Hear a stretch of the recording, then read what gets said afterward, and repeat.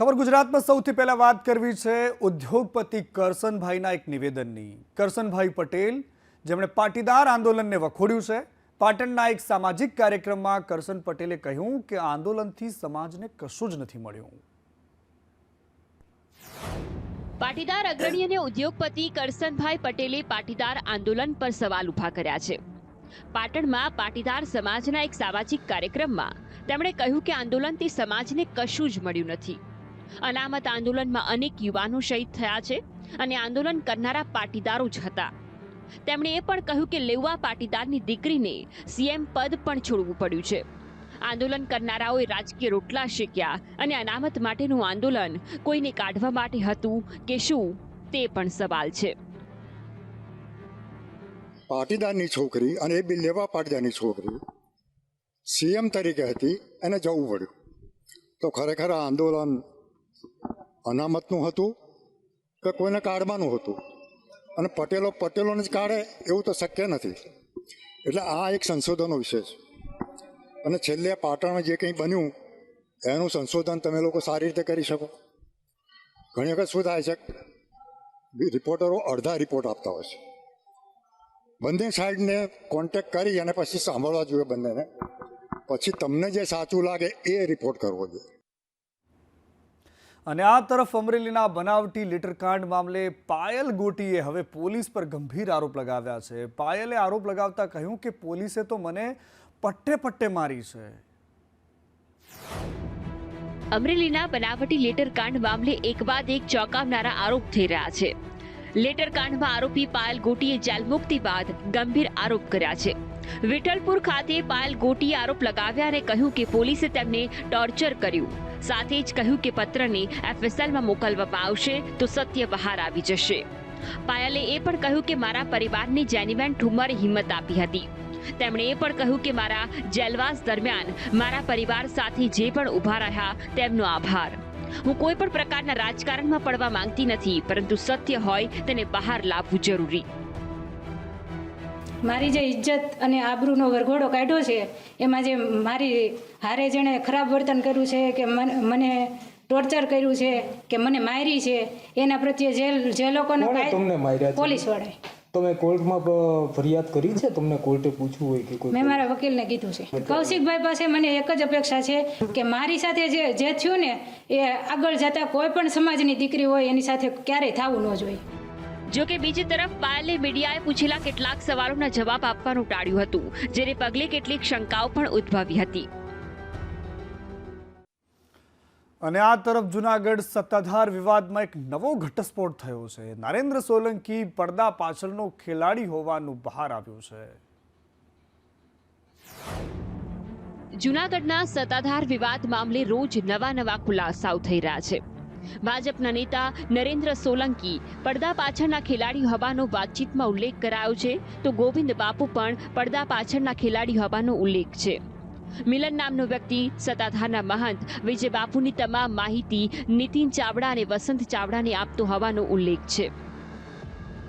મને છે ને આ બધી માહિતી નરેન્દ્ર બાપુ સોલંકી અને ગોવિંદ બાપુ આપે છે, અને પરફેક્ટ માહિતી છે બધી। એને કીધું પડદા પાછળ જઈ જરૂર પડશે તો વસંતભાઈ ભેગા થઈ જાવ ભેગા, ચિંતા ન કરતા। આને ગોતો પેલા છે ક્યાં? હા, મિલન નો કોન્ટેક્ટ કરું ત્યારે બરાબર છે। અને જો ફોન રાખી દે તમને ફોન કરાવું ને, કહું ને? હા, તો પછી લાગી જાય નંબર મને એના મમ્મીનો નંબર ગોતો ને, એનો તો હવે બંધ જ થઈ ગયો છે।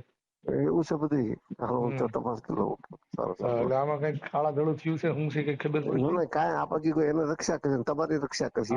રક્ષા કરે એનો વાંધો નથી, ઈ તો સમજ્યા કે રક્ષા કરે કઈ ન થયું હોય તો, પણ કોઈ પ્રકારના વહીવટ નથી થઈ ગયા ને, ઈ પાછું જાણવાનું રહ્યું ને। વહીવટમાં તો તમારી માથે ડાઉટ કરે, મારી માથે બધા ડાઉટ કરે, હું કરીશું? હા, એમ।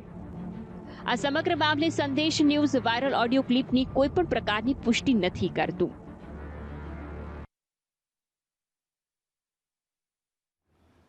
અને આ તરફ બનાસકાંઠા જિલ્લાના વિભાજન બાદ ખેડૂતો, વેપારીઓ અને સ્થાનિકોમાં રોષની લાગણી જોવા મળી રહી છે। કાંકરેજ હોય, ધાનેરા હોય કે આજે દિયોદર, તમામ જગ્યા પર વિરોધની આગ જબરદસ્ત છે। બનાસકાંઠાના દિયોદરને વડુ મથક બનાવવાની માંગ સાથે ખેડૂતોએ મહાસભાનું આયોજન કર્યું। ખેડૂતો, વેપારીઓ અને નેતાઓની સાથે સાથે કેટલાક સામાજિક અગ્રણીઓએ દિયોદરને જિલ્લો બનાવવાની માંગ કરી છે. તમે જોવો તો દિયોદરની બાજુમાં આવેલું ઓગર છે, આસ્થાનું સ્થાન છે, અને એની બાજુની અંદર બાબર જુઓ, તમે લાખણી જુઓ, બિલડી, કીમાણા, દિસરા, કોંકરેજ, આ બધા તાલુકાઓ બધા સેન્ટરમાં દિયોદર આવેલું છે. અને આ કારણે ભૌગોલિક રીતે પણ આ દિયોદર ઓગર જિલ્લો બને એ ખરેખર મહત્વની વસ્તુ હતી. પણ સરકારશ્રીએ આના માટે અમે સરકારશ્રીમાં પણ આખી દરખાસ્ત તૈયાર કરી આખા બધા તાલુકાઓની માંગણી હાથે સરકારશ્રીમાં અમારી દરખાસ્ત અમે મોકલેલી છે. અને એની પણ સરકારે વિચાર કર્યા વગર એકદમ થરાદ તાલુકાનો જિલ્લો બનાવવાને ડિક્લેર કર્યું. ખરેખર અમારા માટે દુઃખની વાત છે. દિયોદરને જિલ્લો જાહેર કરી તેનું નામ ઓગડ આપવાની પણ માંગ કરવામાં આવી છે. અને આ તરફ સરદાર પટેલના પૈતૃક ગામ કરમસદને આણંદ મહાનગરપાલિકામાં સમાવેશ કરવાની વાત સામે આવતા જ વિરોધનો વંટોળ જોવા મળ્યો છે. ગ્રામજનોએ એલાન કર્યું છે કે આવતીકાલે આખું ગામ સજ્જડ બંધ રાખીશું. સરદાર વલ્લભભાઈ પટેલના પૈતૃક ગામ કરમસદને આણંદ મહાનગરપાલિકામાં સમાવેશ કરાતા રોષ જોવા મળ્યો. સરદારનું ગામ આણંદ શહેરનો એક વિસ્તાર બની જશે તેવા વિરોધ સાથે સરદાર પટેલ સન્માન સંકલ્પ સમિતિ દ્વારા ગ્રામસભા યોજવામાં આવી અને આંદોલનનો નિર્ણય કરવામાં આવ્યો. વર્ષ 2018માં કરમસદને વિશેષ ગામનો દરજ્જો આપવાની ખાતરી અપાઈ હતી. તત્કાલીન સમયે છબાસમાં કરમસદને વિશેષ ગામનો દરજ્જો આપવાનું ભાજપે વચન આપ્યું હતું. પરંતુ 6 વર્ષ બાદ પણ વિશેષ દરજ્જો ન મળતા ગ્રામજનો હવે આંદોલનના માર્ગે છે. અમારા ગામનું અપમાન કરી આ સરકારે જે રીતે અમને અન્યાય કર્યો છે અને છેતરી ગયા છે, તો અમે ભવિષ્યમાં આ બાબતે મતનો પણ બહિષ્કાર કરીશું એવું અમારી લાગણી ધરાવીએ છીએ. અને આ તરફ સુરતના બેસ્તાન વિસ્તારમાં એક છેડતી કરનારા આરોપીને આજે પોલીસે ઝડપી પાડ્યો અને ત્યારબાદ એનું છડેચોક જાહેરમાં સરઘસ કાઢવામાં આવ્યું. આરોપી મોહમ્મદ નાસિરને પોલીસે કાયદાનું ભાન કરાવ્યું. સુરતના ભેસ્તાન વિસ્તારમાં આરોપી મોહમ્મદ નાસિર અંસારીનું પોલીસે સરઘસ કાઢી કાયદાનું ભાન કરાવ્યું છે. આરોપીએ ઘર બહાર રમતી નાની દીકરીઓને રમાડવાના બહાને તેમની છેડતી કરતો હોવાનું સીસીટીવીમાં પુરવાર થયું છે.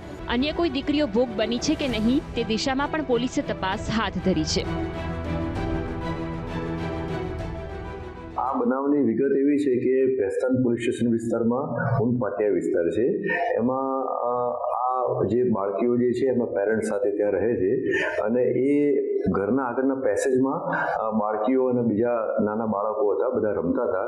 એમાં આ ઈસમ જે છે આરોપી ત્યાં આવી અને આ બાળકીઓ પૈકી 2 બાળકીઓ સાથે છેડતી કરી, શારીરિક અડપલા કર્યા. એ અનુસંધાને આ ક્રિમિનલ કેસ દાખલ થયેલો. અને સુરતમાં એક ઇન્ડિયન બેંકના મદદનીશ મેનેજરે આપઘાત કર્યો અને આપઘાતમાં એક મહિલા પર આંગળી ચીંધાઈ રહી છે. પરણિત મહિલાની સંડોવણી હોવાનો પણ પરિવારજનો આરોપ લગાવી રહ્યા છે.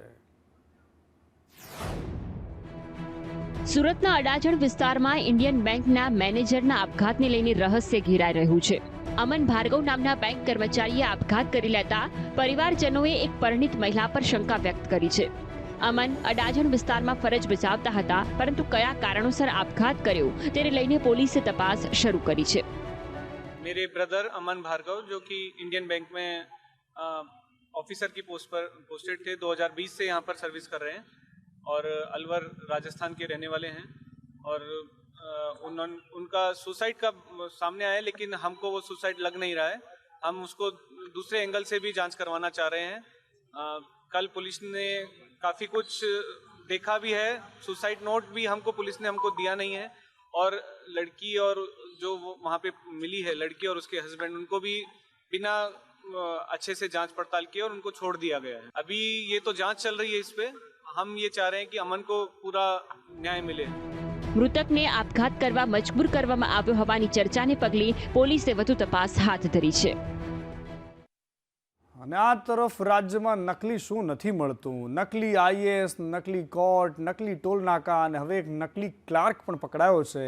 આ ક્લાર્ક પોલીસ કર્મચારીઓની બદલી કરાવી આપવાની વાતો કરતો અને પૈસા લઈ લેતો. આ કૌભાંડનો પર્દાફાશ થયો છે.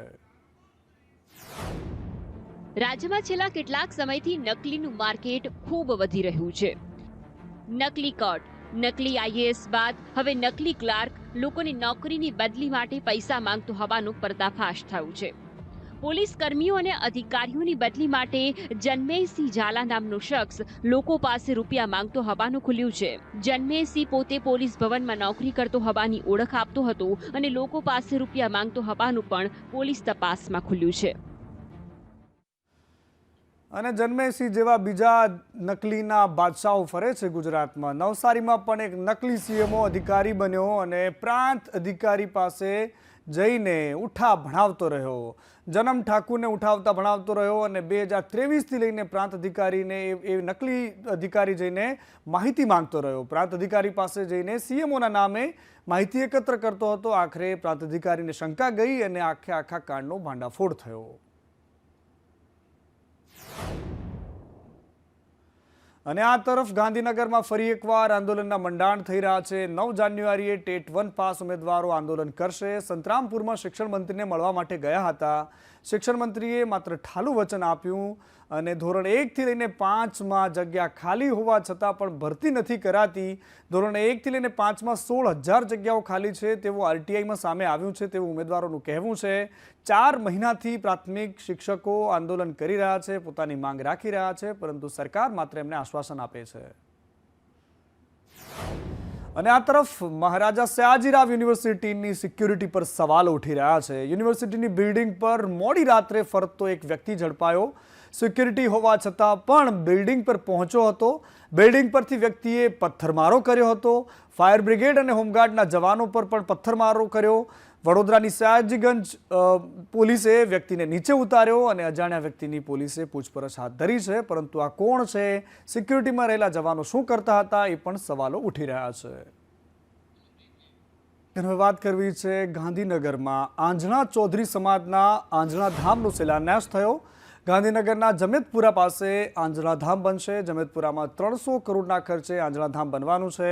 જમેતપુરા પાસે બનશે ભવ્ય આંજણા ધામ પરિસર, જેમાં 22,000 ચોરસ મીટરમાં આખું પરિસરમાં નિર્માણ થઈ રહ્યું છે. આંજણા ધામ જેમાં 2300 વિદ્યાર્થીઓ રહી શકે તેવી વ્યવસ્થા હશે, જેમાં લાઇબ્રેરી, કોમ્પ્યુટર રૂમ, હોલ અને એની સાથે સાથે અદ્યતન હોસ્ટેલનું અહીંયા નિર્માણ થઈ રહ્યું છે. આશરે 300 કરોડ રૂપિયાના ખર્ચે તૈયાર થનાર આ સંકુલમાં યુવાનો માટે વર્ગોની વ્યવસ્થા, હોસ્ટેલની સુવિધા ઉપરાંત સ્વાસ્થ્ય અને વ્યસન મુક્તિ જેવી પ્રવૃત્તિઓ માટેના કેન્દ્રો પણ બનવાના છે. તે યુવા શક્તિને સદાચાર અને સદમાર્ગે લઈ જવાનું દિશા દર્શન કરશે. સમાજની દીકરીઓને ઉચ્ચ શિક્ષિત બનાવીને આજના ચૌધરી સમાજે શિક્ષણ ક્ષેત્રે આગવી કેડી કંડારી છે. આઈએએસ, આઈપીએસ, અધિક કલેક્ટર જેવી ઉચ્ચ પદની નોકરીઓ માટે સ્પર્ધાત્મક પરીક્ષાની પૂર્વ તાલીમ અને જરૂરિયાતમંદ વિદ્યાર્થીઓને આર્થિક સહાય પણ પૂરી પાડવામાં આવે છે. અને આ તરફ કચ્છના મુન્દ્રાના વેસ્ટ પોર્ટમાં બોટ ડૂબવાની ઘટના સામે આવી હતી. રાત્રે 12 વાગ્યે બોટમાં ખામી સર્જાઈ અને મરીન પોલીસ મદદ માટે પહોંચી હતી. પોલીસે તમામ માછીમારોને બચાવ્યા, જેમાં 5 માછીમારો હતા. દિલધડક રેસ્ક્યુ કરવામાં આવ્યું અને માછીમારોને બચાવી લેવામાં આવ્યા. બચાવ બાદ નૂરે શકુર નામની બોટ જે છે એણે જળ સમાધિ લઈ લીધી છે. પરંતુ આ તરફ પોરબંદરમાં કોસ્ટગાર્ડ એરપોર્ટ પર હેલિકોપ્ટર ક્રેશ થયું છે. હેલિકોપ્ટર ક્રેશ થતાં કોસ્ટગાર્ડના 3 જવાનો શહીદ થયા છે.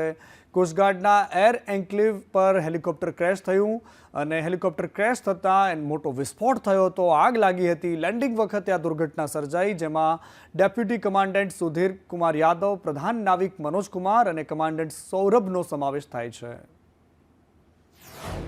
पोरबंदर एयरपोर्ट पे आज कोस्ट गार्ड का एक एडवांस लाइट हेलीकॉप्टर दोपहर 12:10 पे लैंडिंग के टाइम पे क्रैश हुआ है.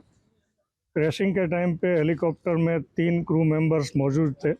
तीनों को तात्कालिक रेस्क्यू करके पोरबंदर की भावसिंह हॉस्पिटल में एडमिट करवाया था. बट अनफॉर्चुनेटली तीनों क्रू मेंबर्स जो है वो सर्वाइव नहीं कर पाए और तीनों की दुखद घटना में मृत्यु हुई है.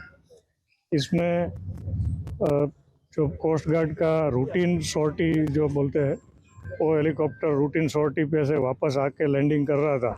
उस टाइम पे रनवे के पास ये दुर्घटना हुई है. आज कोस्ट गार्डનું પ્લેન છે એ ક્રેશ થવાને કારણે દુઃખદ અને હૃદય મચાવી મૂકે એવી ઘટના બની છે. પાયલોટ કો પાયલોટ સહિત 3 જે પ્લેનમાં સવાર લોકો હતા એમના દુઃખદ મૃત્યુ થયા છે. અને આ તરફ રાજકોટમાં પ્રદેશ ભારતીય જનતા પાર્ટીના ઉપાધ્યક્ષ છે ડૉક્ટર ભરત બોગરા, તેમના પર ડોલર અને પાઉન્ડનો વરસાદ થયો. અહીંયા સમૂહ લગ્ન માટે એક ડાયરો હતો, જ્યાં રાજ્યના ગૃહરાજ્યમંત્રી હર્ષ સંઘવી અને મુખ્યમંત્રી ભૂપેન્દ્ર પટેલ પણ હાજર રહ્યા હતા. તો ખબર ગુજરાતમાં બસ આટલું જ.